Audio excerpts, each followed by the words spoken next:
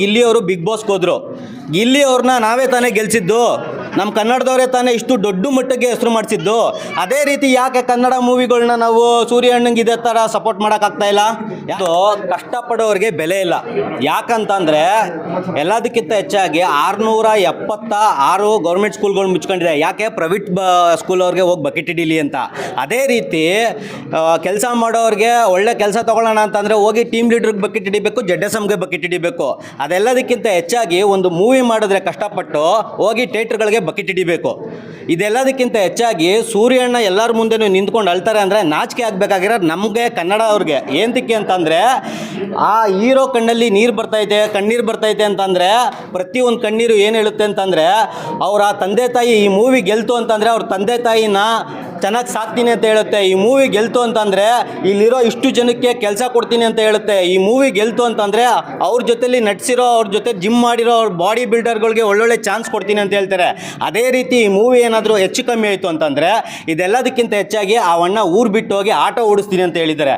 ಈ ಥರ ನಮ್ಮ ಕನ್ನಡದವರು ಕನ್ನಡ ಫಿಲಮನ್ನು ಗೆಲ್ಲಿಸ್ದೆ. ಈಗ ಎಕ್ಸಾಂಪಲ್ ಬಂದು ಗಿಲ್ಲಿ ಅವರು ಬಿಗ್ ಬಾಸ್ಗೆ ಹೋದರು. ಗಿಲ್ಲಿ ಅವ್ರನ್ನ ನಾವೇ ತಾನೇ ಗೆಲ್ಸಿದ್ದು, ನಮ್ಮ ಕನ್ನಡದವರೇ ತಾನೇ ಇಷ್ಟು ದೊಡ್ಡ ಮಟ್ಟಿಗೆ ಹೆಸರು ಮಾಡಿಸಿದ್ದು. ಅದೇ ರೀತಿ ಯಾಕೆ ಕನ್ನಡ ಮೂವಿಗಳನ್ನ ನಾವು ಸೂರ್ಯ ಅಣ್ಣಂಗೆ ಇದೇ ಥರ ಸಪೋರ್ಟ್ ಮಾಡೋಕ್ಕಾಗ್ತಾ ಇಲ್ಲ? ಯಾಕೆ ಅಂದರೆ ನಮ್ಮ ಕನ್ನಡ ಅವ್ರಿಗೆ ಇರೋ ಮೆಂಟಾಲಿಟಿ ಈ ಥರ. ಯಾರನ್ನ ಏನು ಮಾಡಬೇಕು ಏನು ಅಂತ ಗೊತ್ತಿಲ್ಲ. ಯಾವುದೋ ಒಂದು ಬೇರೆ ಭಾಷೆಗದ್ದು ಮೂವಿಗಳು ಬಂತು ಅಂತಂದರೆ ಅವ್ರಿಗೆ ಬಂದು ಬಕೆಟ್ ಹಿಡಿದು ಗೆಲ್ಸೋದಲ್ಲ.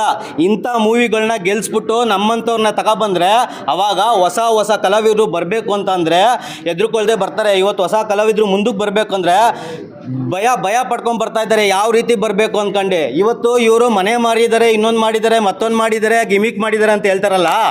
ಇದೇ ಹೇಳ್ತಾ ಇದ್ದೀನಿ, ಕೇಳಿಸ್ಕೊಳ್ಳಿ. ಈ ಅಪ್ಪ ಬಂದು ಹೋಗಿ ಗೌರ್ಮೆಂಟಲ್ಲಿ ಒಂದು ಲೋನ್ ತೊಗೊಂಡ್ಬಿಟ್ಟಿದ್ರು ಸೂರ್ಯಣ್ಣ ಲಕ್ಷಾಂತರ ರೂಪಾಯಿ ಸಂಪಾದನೆ ಮಾಡ್ತಾಯಿದ್ರು.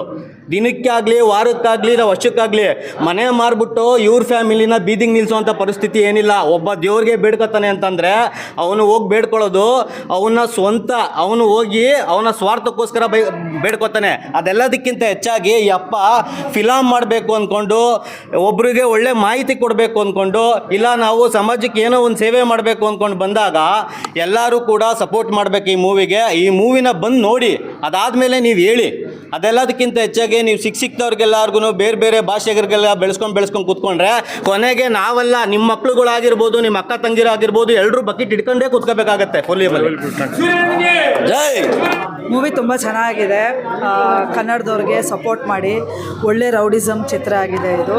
ಇನ್ನೂ ಒಂದು ಸತಿ ಆಶ್ಚರ್ಯ ಆಯಿತು, ಒಂದು ಓಮ್ ಚಿತ್ರನ ಮತ್ತೆ ನೋಡಿದ್ವಿ ಅಂತ ಅನ್ನಿಸ್ತಾ ಇದೆ.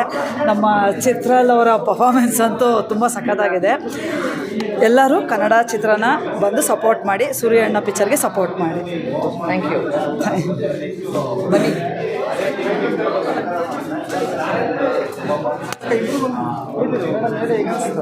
ಸೂಪರ್ ಆಗಿದೆ ಸಿನಿಮಾ.